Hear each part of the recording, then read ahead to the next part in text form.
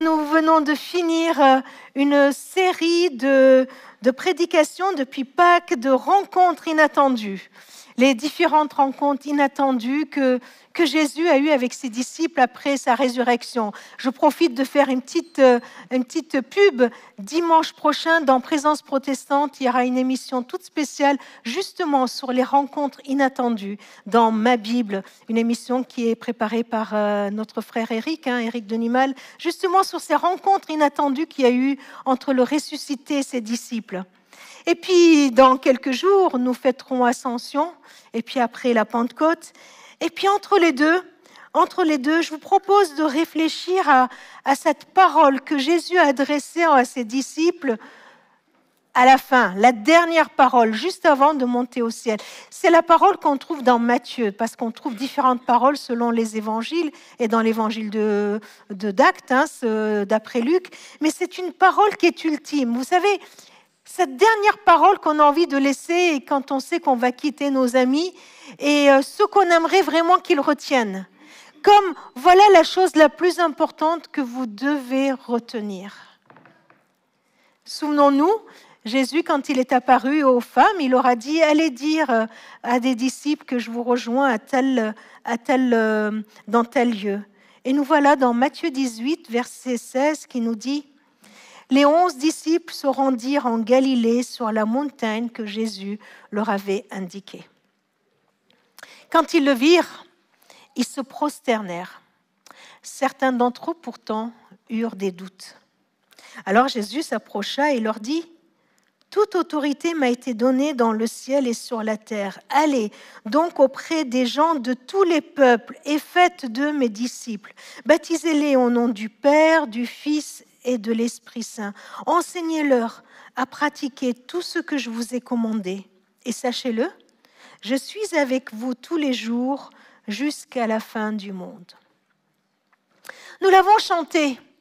Sans relâche, tu me cherches. Nous l'avons chanté et cela nous a fait du bien à nous, en tout cas, je ne sais pas vous, mais en tout cas à moi, ça m'a fait du bien cette idée de penser que sans relâche, le Seigneur me recherche. Que sans fin, Dieu me cherche. Pourquoi ? Mais parce qu'il m'aime. Parce qu'il m'aime et son désir pour moi, son désir c'est que je sois avec lui, pour lui, en lui, que je sois en communion avec lui. Il m'aime et il veut que je goûte et que je vive dans cet amour et que je vive de cet amour. C'est son projet. Mais c'est son projet, Dieu, il cherche l'homme. Et on voit tout au long de la Bible, depuis la création, que c'est le même projet. Dieu veut démontrer aux humains combien il les aime et combien leur vie n'a de sens qu'avec lui. Depuis la création, en passant par les prophètes, en passant par tout ce qui s'est passé dans l'Ancien Testament et d'une façon ultime, son propre Fils est venu sur terre pour annoncer ce message. Et voilà que Jésus qui a fini, j'allais dire, sa mission, là, qui va quitter ses disciples, il annonce à ses disciples, il leur dit « Toute autorité m'a été donnée, allez auprès de tous les peuples, auprès des gens de tous les peuples, faites des disciples, baptisez-les et enseignez-leur. » Cet ordre qu'il laisse à ses disciples, cette parole ultime qu'il nous laisse à nous aussi. Dans cette parole, il nous dit où et comment Dieu le Père va continuer sa mission. Il est en train de dire à ses disciples, vous savez, la mission de Dieu n'a pas changé, c'est toujours la même, mais maintenant, voilà comment il va le poursuivre. Et puis, voilà, un peu d'étude de ce petit texte, 4 fois l'adverbe « tout », comme si c'était dans une totalité, quelque chose d'absolu, tout. 4 impératifs, allez, faites des disciples, baptisez, enseignez, et 2 indicatifs pour encadrer tout cela. Où cette mission va avoir lieu, où il envoie ses disciples, où est le lieu où ces disciples vont exercer leur mission qui est confiée par ce maître qui va partir. Eh bien, il les envoie auprès des gens de tous les peuples, de toutes les nations. La mission s'effectue auprès de personnes, auprès d'individus, qui sont de toutes les nations. c'est clair. Le message de Jésus ne s'adresse pas à un peuple particulier et uniquement à un peuple, mais il s'adresse à tous les peuples. C'est un message universel. Aucune nation, aucune personne, aucune culture ne peut être exclue. Il ne s'agit pas uniquement d'un mode de vie ou de certaines valeurs à transmettre. Il ne s'agit pas d'une culture, j'allais dire, chrétienne à adopter. Non, mais c'est bien plus que cela. On peut recevoir l'évangile, on peut vivre l'évangile, on peut recevoir et vivre le message que Dieu a pour l'humain, qu'on soit français ou allemand, anglais ou chinois, qu'on soit arménien ou turc, qu'on soit arabe ou juif. Ce message est universel.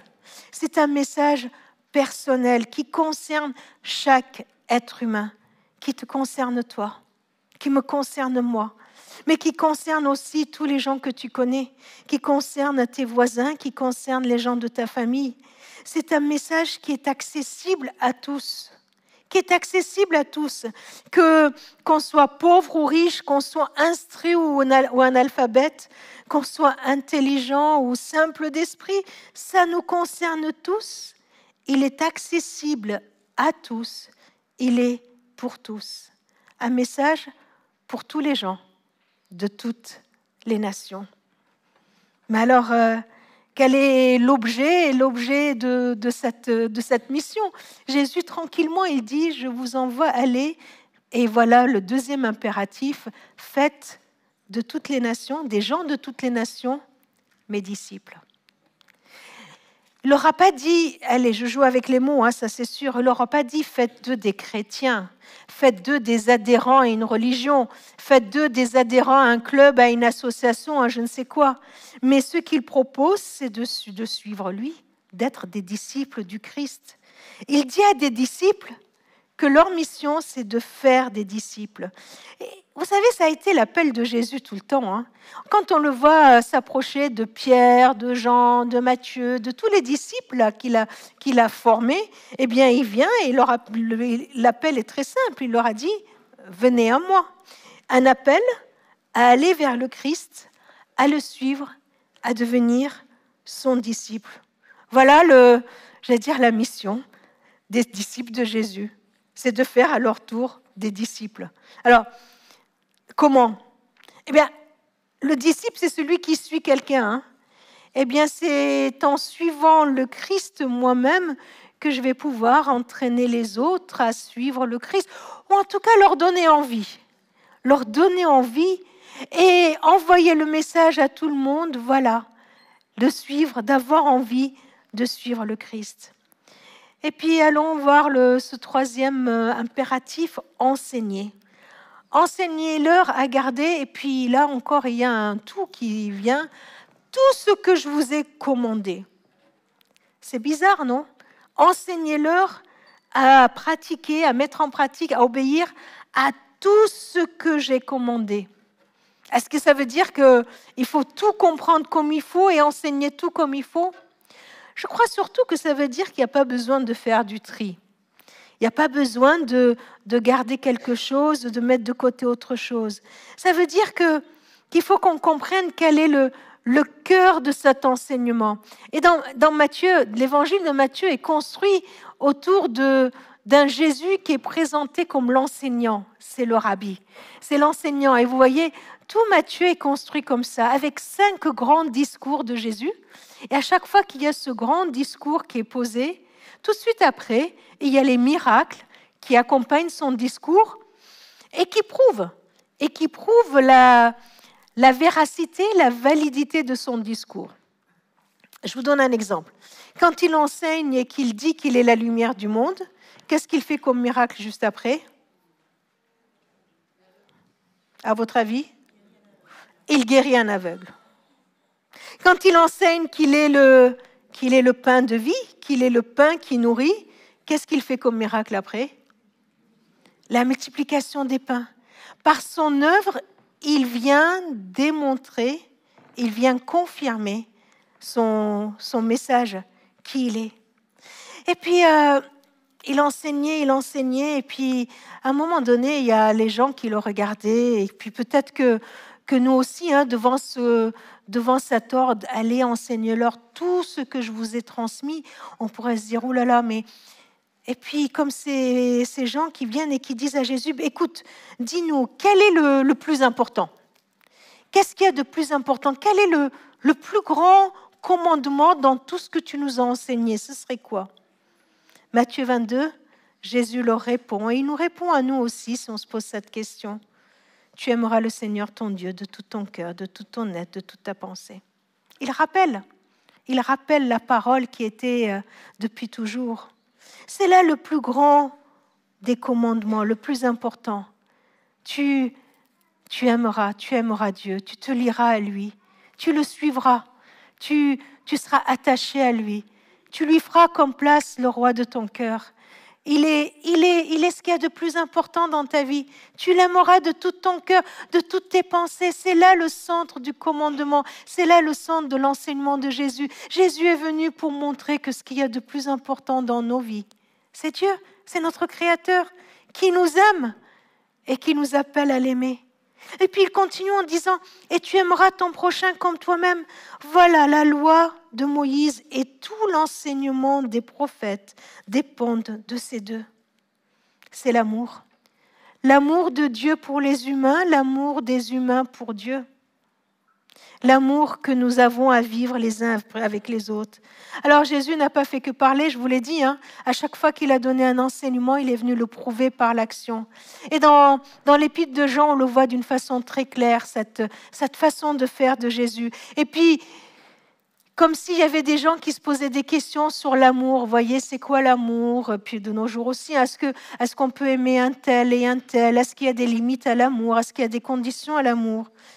1 Jean 4, voici en quoi consiste l'amour. Ce n'est pas nous qui avons aimé Dieu, mais c'est lui qui nous a aimés. Dieu n'a pas attendu que tu penses à lui pour qu'il t'aime. Dieu n'a pas attendu que tu viennes dans ce lieu pour qu'il t'aime. Dieu n'a pas attendu que tu aies besoin de lui pour qu'il t'aime. Ce n'est pas nous qui avons aimé Dieu, c'est lui qui nous a aimés. C'est lui qui nous a aimés. C'est lui qui nous a aimés en premier. Et il ne l'a pas fait qu'en parole, il l'a prouvé. Il a envoyé son Fils qui s'est offert en sacrifice pour le pardon de nos péchés. Il l'a fait. Il l'a démontré en parole et en acte. Il a envoyé son Fils. Il l'a offert pour nous. Il n'a pas estimé que c'était trop cher payé que de donner son Fils pour nous. Il l'a prouvé.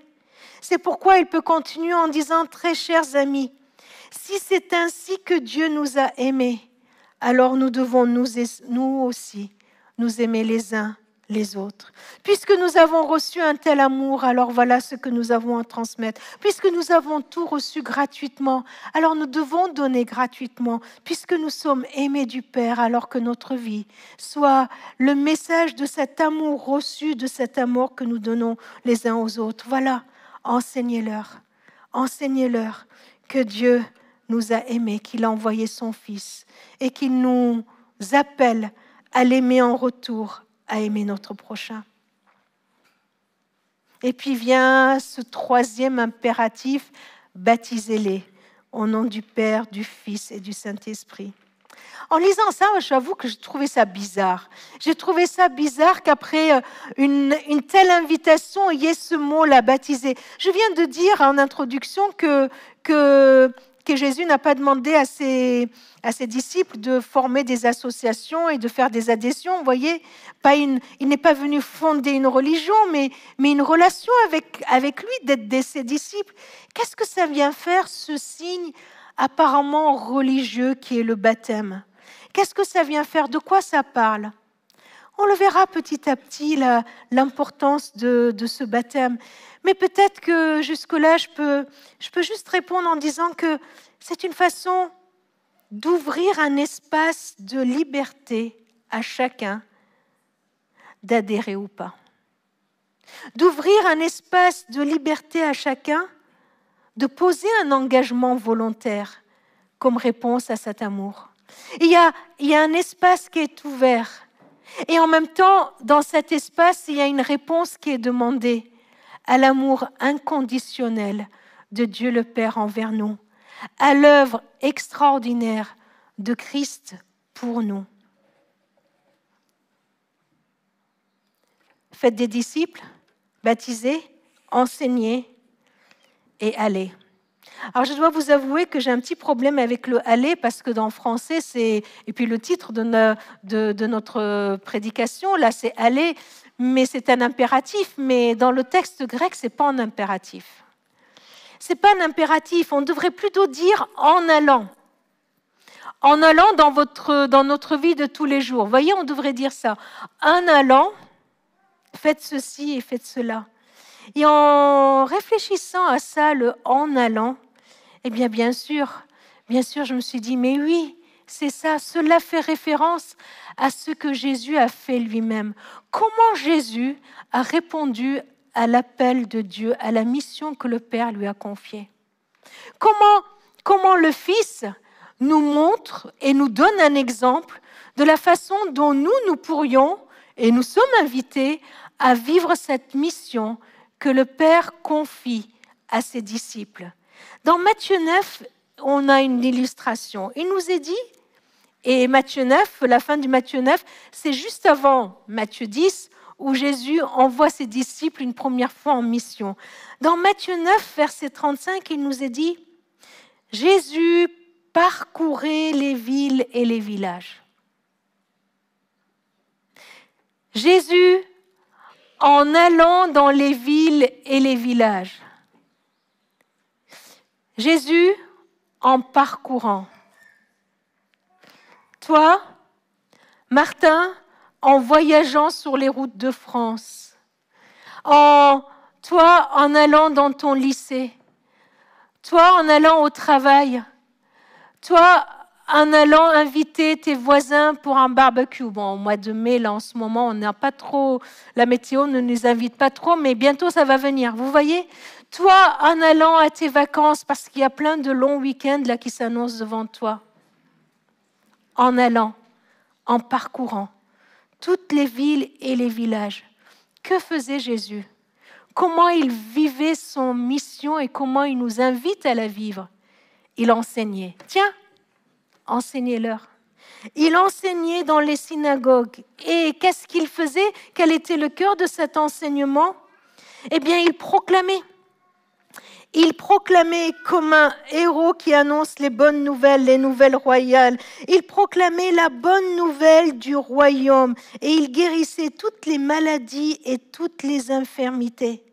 Il proclamait le royaume de Dieu. Il proclamait cette bonne nouvelle de la réconciliation des humains avec Dieu. Il proclamait et il disait combien Dieu aime chacun d'entre nous. C'est une bonne nouvelle. Il proclamait cette nouvelle du salut, que nous pouvons avoir une vie en Christ, que nous pouvons être appelés enfants de Dieu. Et la suite dit, il guérissait toutes les maladies et toutes les infirmités. Il manifestait sa puissance en transformant, en délivrant. Et comme on l'a dit tout à l'heure, il prouvait qui il était. Il se manifestait, il transformait les vies. Les vies n'étaient plus comme avant. Et puis la suite est très intéressante. Verset 36, il nous est dit, il fut bouleversé par les foules qu'il voyait, car ces gens étaient fatigués et abattus comme des moutons qui n'ont pas de berger. Alors il dit à ses disciples, la moisson est grande, elle est abondante, mais les ouvriers sont peu nombreux. Alors priez donc le maître de la moisson d'envoyer des ouvriers dans sa moisson. Et puis il y a ce regard. Quand Jésus il regardait les gens qui étaient autour de lui, le texte nous dit qu'il était bouleversé. C'était pas juste, il avait un peu, tiens, il les remarqué. Il n'est pas dit, il les remarquait. Il n'est pas dit juste qu'il avait juste un petit ressenti, un petit sentiment vers lui. Il était bouleversé. Il était profondément bouleversé. Parce qu'il voyait leur fatigue, il voyait leur abattement, il voyait surtout leur besoin de l'amour de Dieu. Il voyait leur besoin de la grâce qu'il est venu annoncer. Il voyait leur besoin d'être délivrés de tout ce qui les liait. Il voyait leur besoin d'être sauvés. Il le voyait et il était bouleversé par ce qu'il voyait. Ils voyaient leur fatigue, ils voyaient leur abattement. Alors peut-être que c'est là aussi qu'il y a un déplacement à faire, un déplacement dans nos cœurs pour y aller. Parce que vous savez, pour vivre l'ordre de missionnaire que Jésus a envoyé à ses disciples et qu'il nous envoie à nous, cet ordre-là n'est pas réalisable uniquement par ceux qui vont en mission, par ceux qui vont au loin en mission, mais par tous ceux qui sont dans la mission chaque jour. Par vous et moi qui sommes et qui voulons être dans la mission chaque jour. Alors, où se situe pour nous et pour chacun ce déplacement, voir ce aller? Eh bien, ce déplacement va certainement se situer dans nos cœurs, dans nos intentions, dans nos préoccupations et même dans nos projets d'Église. Ce déplacement va se situer dans toutes les façons dont notre vie va être orientée. Vers quoi notre vie est orientée? Vers qui l'Église est orientée? Il va falloir penser aux autres au lieu de penser à soi. Penser aux autres au lieu de penser à soi. Et cela nous demandera un changement profond, radical, dans tous les aspects de notre vie, personnelle, mais aussi communautaire. D'arrêter de penser à soi uniquement et de penser aux autres, de regarder les autres comme Christ les regarde et d'être bouleversé par ce qu'il voit. Alors, il nous reste encore deux tout à voir, deux tout qu'il y a dans ce texte. Et ces deux tout, eh bien, sont avec des indicatifs. La première et la dernière phrase de cet ordre missionnaire qui commence par « Toute autorité m'a été donnée dans le ciel et sur la terre » et qui se termine par « Je suis avec vous tous les jours ». Il y a un livre passionnant que je vous conseille qui s'appelle « La mission de Dieu » de Christopher Wright qui étudie cet ordre missionnaire et qui voit dans cet ordre missionnaire une annonce d'une alliance. Vous savez, il y a les alliances qu'on peut faire entre deux peuples, les traités d'alliance entre les peuples. Et dans l'Ancien Testament, nous avons des alliances, des traités d'alliance qui sont faits non pas entre deux peuples, mais entre Dieu et les humains. Et le Deutéronome nous propose ces alliances qui sont posées et qui sont construites de la façon suivante, avec au début une déclaration solennelle qui décrit l'auteur de l'alliance. Toute autorité m'a été donnée, sur la terre comme au ciel. Voilà l'auteur de cette alliance. C'est le Christ, Fils de Dieu, celui qui a été crucifié, qui est ressuscité pour toujours. Celui qui n'a pas uniquement dit qu'il est celui qui est venu pour donner sa vie, pour que nous ayons la vie, mais qu'il est venu le prouver à la croix. Ce n'est pas uniquement celui qui a dit qu'il est victorieux, mais qui l'a prouvé en ressuscitant d'entre les morts. Celui qui a toute autorité, qui a prouvé que le malin n'aura pas dernier mot. Il a prouvé qu'il était plus fort que tous ceux qui pourraient venir me nuire. Il a prouvé qu'il était victorieux. Il a prouvé qu'il avait toute autorité sur la terre,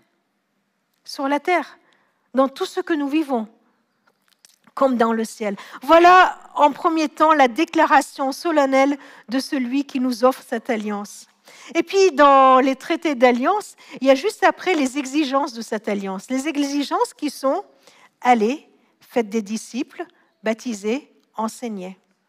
Et juste après, il nous est dit qu'il doit y avoir les promesses. La promesse, tout ce qui découle de cette alliance. Et là, la promesse de bénédiction, elle est extraordinaire. C'est « je suis avec vous ». Juste avant d'aller plus loin, je voudrais juste faire remarquer que là, si on prend ce texte comme l'alliance que Jésus propose à ses disciples, alors on comprend bien mieux pourquoi il demande le baptême. Pourquoi il parle du baptême? Parce que ce baptême n'est rien d'autre que le signe posé de l'alliance entre Dieu et les hommes. Ce baptême n'est rien d'autre que notre acceptation d'entrer dans l'alliance que Dieu nous propose.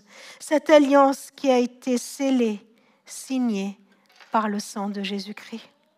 Alors oui, C'est une alliance que Dieu propose. C'est dans cette alliance qu'il nous propose d'entrer. Et il nous dit comme promesse, je suis avec vous tous les jours. Tous les jours et jusqu'à la fin du monde. Et vous savez, ce je suis avec vous, c'est pas juste un petit je suis avec vous du style t'inquiète pas, je vais être avec toi, je vais te tenir par la main, je vais t'encourager, si tu pleures, je t'essuierai les larmes, si tu es découragé, je t'encouragerai, allez, je t'accompagne. Un peu comme on accompagnerait quelqu'un qui va passer un examen, mais on est incapable de le passer à sa place, vous voyez, ou qu'on accompagnerait quelqu'un pour un examen médical, mais on est incapable de prendre sa place, vous voyez. Ce n'est pas de ce genre d'accompagnement. Ce n'est pas juste « je suis avec vous », mais c'est bien plus. Jésus est en train de dire que cette mission que je vous confie, et il est en train de nous dire que cette mission qu'il nous confie, c'est avec lui, en lui.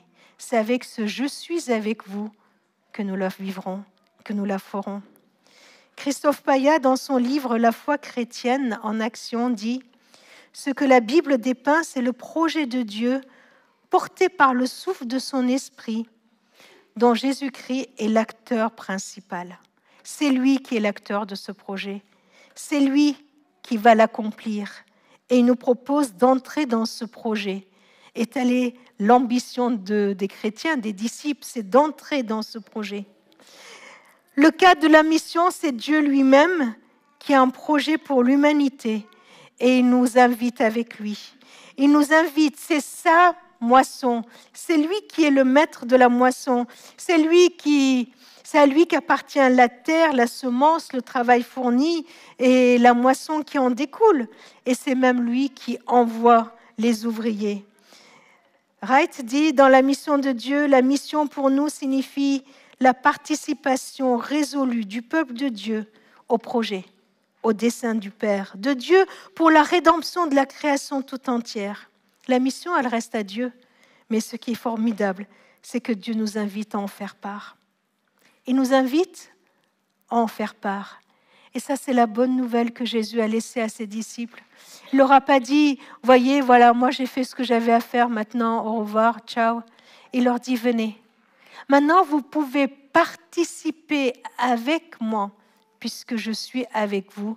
Vous pouvez participer avec moi à la mission de Dieu qui est là depuis le début de la création. Alors, si j'avais à résumer du coup cette mission, je vous proposerai une image toute simple d'un félin. Alors moi, je croyais que c'est... Ah oui, non, je croyais que c'était un léopard, mais on m'a dit que c'était un guépard, donc je vous laisse en juger. Hein. Je vous laisse en juger. Ah oui, il est là, très bien. C'est quoi alors, d'après vous? Vous m'expliquerez après la différence, hein, parce qu'il y a des choses qui m'échappent complètement. Qu'est-ce qu'il fait? Qu'est-ce que fait ce félin? Vous voyez, je trouve un moyen de m'en sortir. Il court vers le but. Il a un but en face de lui. Et il y a tout son corps, depuis son museau jusqu'au bout de sa queue, qui est aligné. Tout est aligné dans le but. Alors, permettez-moi d'y voir une mission trinitaire. Il regarde son but en face, comme Dieu le Père qui m'invite à ne pas perdre de vue ce monde qu'il a tant aimé.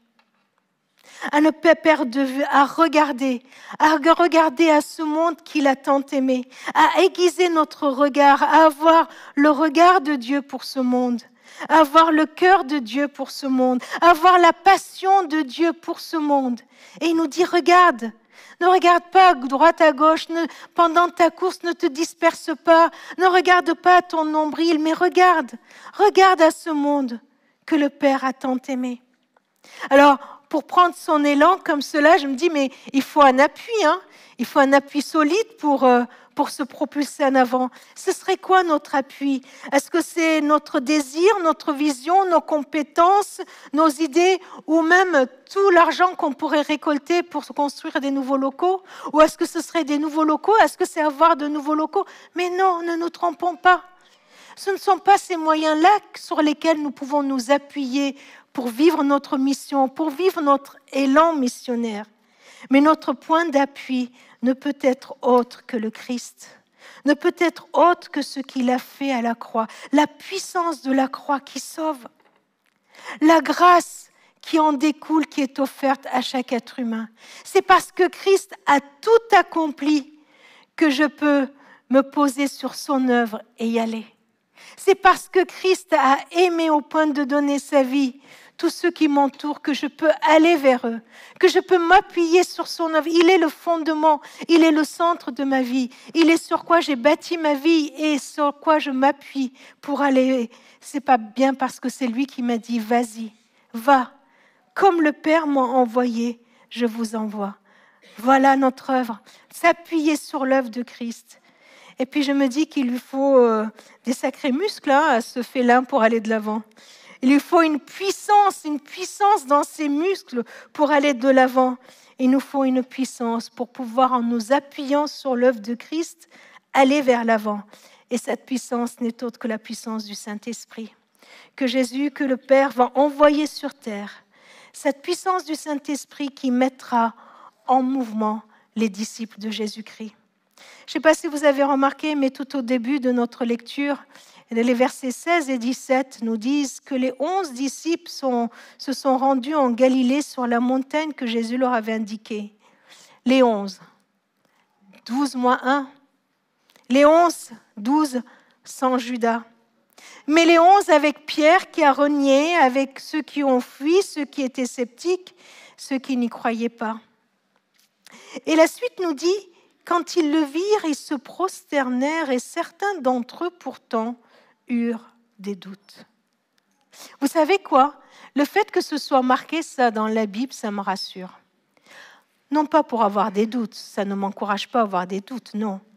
Mais ça me rassure parce que je me dis que Jésus, il avait ses disciples devant lui, qui tout en le voyant, tout en le touchant, en mettant les doigts dans les trous de ses mains, voyez tout ce qu'on a vu dans les semaines précédentes, certains continuaient à avoir des doutes. Et pourtant, Jésus les embarque quand même avec lui dans cette belle mission.